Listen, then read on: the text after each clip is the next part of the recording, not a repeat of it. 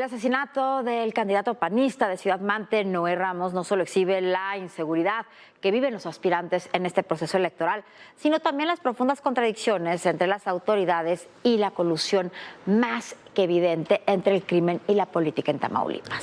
Mire usted, las autoridades locales dicen que le habían puesto seguridad al candidato. Su gente, la gente de Noé Ramos, dice que no la tenía. Antes del atentado que acabó con su vida, aseguraban que habían enviado 3 oficios pidiendo seguridad y que no se le dio. Si la tenía, resulta incomprensible que se hubiera podido acercar el asesino tanto al candidato en el mitin hasta matarlo a cuchilladas. Si la tenía, la seguridad era por lo menos endeble. Las acusaciones de relaciones con el crimen alcanzan a todos: al exgobernador Cabeza de Vaca, al que le quitaron su candidatura en días atrás, al actual gobernador Américo Villarreal, a otros funcionarios, y sobre todos ellos planea un personaje al que le llaman el rey del huachicol, Sergio Carmona, asesinado hace 2 años en Monterrey luego de financiar las campañas de Morena y de muchos de sus candidatos en Tamaulipas y en otros estados. Su hermano huyó a Estados Unidos y se convirtió en testigo protegido de la DEA. Nadie sabe de qué está hablando el hermano de Sergio Carmona.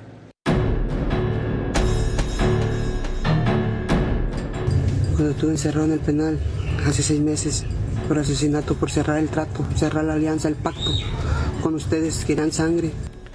Es Eliud Guadalupe, quien está vinculado a proceso por el presunto asesinato de Noé Ramos, candidato por el PAN y PRI a la presidencia municipal de El Mante, Tamaulipas.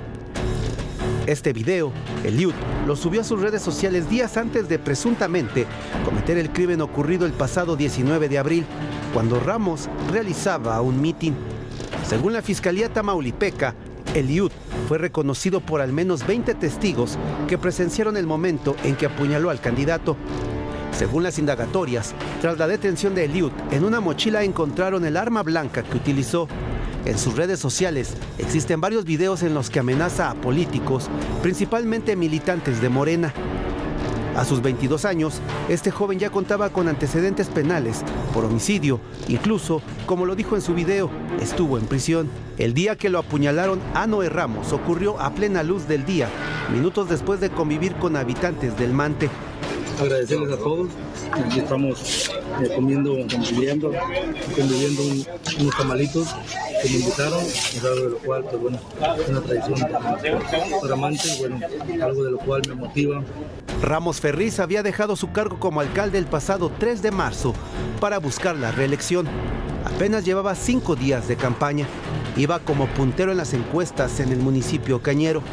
Según medios, habría sido amenazado para que no se reeligiera. Y desde 2022 habló de presuntas amenazas en su contra. De acuerdo con el periodista Jorge Fernández Menéndez, hace un año el gobernador Américo Villarreal decidió quitarle la escolta de seguridad a Noé Ramos. Esa custodia la volvió a solicitar Noé al gobierno estatal en por lo menos 3 ocasiones, por medio de 3 oficios que Ramos envió al secretario general de gobierno del estado, Héctor Joel Villegas.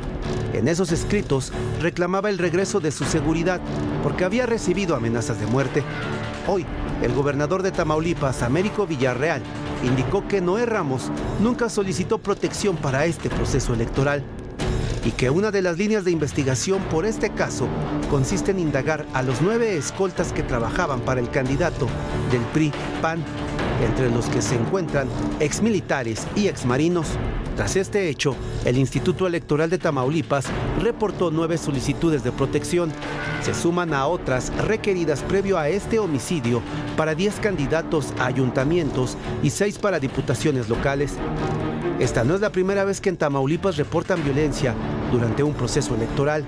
Es una entidad donde el crimen organizado mantiene disputas entre los cárteles del Golfo y del Noreste. Los vínculos entre políticos y grupos criminales ya fue expuesto tiempo atrás. Y un componente es la columna armada Pedro J. Méndez, un grupo que dice estar integrado por autodefensas, pero que ha sido señalado de estar vinculado al cártel del Golfo y de cometer varios crímenes. La columna armada apareció en 2010 en los municipios de Hidalgo, Villagrán y Mainero.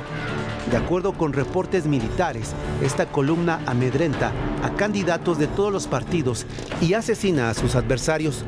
Apoyó en 2016 a Francisco Cabeza de Vaca para llegar a la gubernatura, quien ya había sido señalado de tener nexos con grupos criminales en 2005, cuando era alcalde de Reynosa, y fue relacionado con Ociel Cárdenas Guillén.